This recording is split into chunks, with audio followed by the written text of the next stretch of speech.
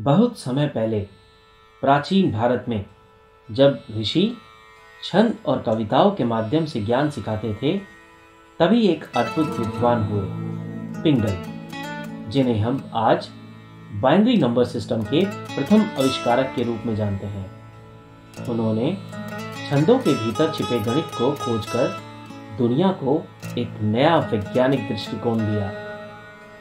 पिंगल का क्षेत्र था गणित और भाषा शास्त्र।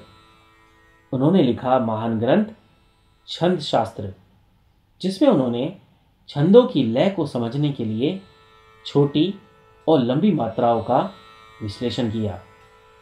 यही विश्लेषण आगे चलकर बना दुनिया का पहला बाइनरी सिस्टम, शून्य और एक का विज्ञान। पिंगल ने पाया कि छोटे और लंबे स्वर एक पैटर्न बनाते हैं और इन्हें संख्या की तरह इस्तेमाल किया जा सकता है। छोटी मात्रा शून्य और लंबी मात्रा एक, यह था प्राचीन दुनिया का पहला बाइनरी कोड।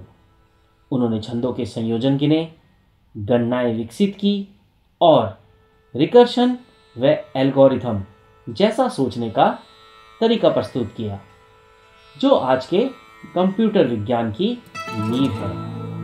क्या आप जानते हैं, पिंगल का बाइनरी सिस्टम लेबिनिट्ज से 1000 साल पहले लिखा गया था।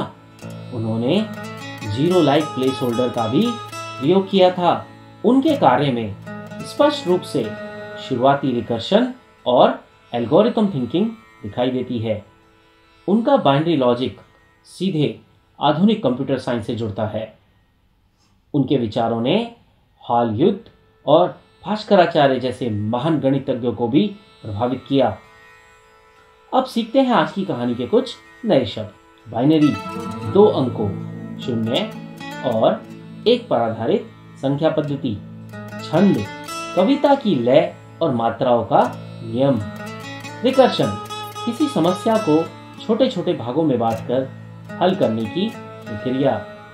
एल्गोरिदम, किसी काम को हल करने का चरणबद्ध तरीका। मात्रा, शब्दों में प्रयुक्त छोटी या लंबी ध्वनि। पिंगल ने सिद्ध किया कि कविता में भी गणित और तर्क छिपे हो सकते हैं। उनके बाइनरी विचारों ने प्राचीन छंदों से लेकर आधुनिक कंप्यूटर तक ज्ञान की एक अद्भुत यात्रा को जन्म दिया।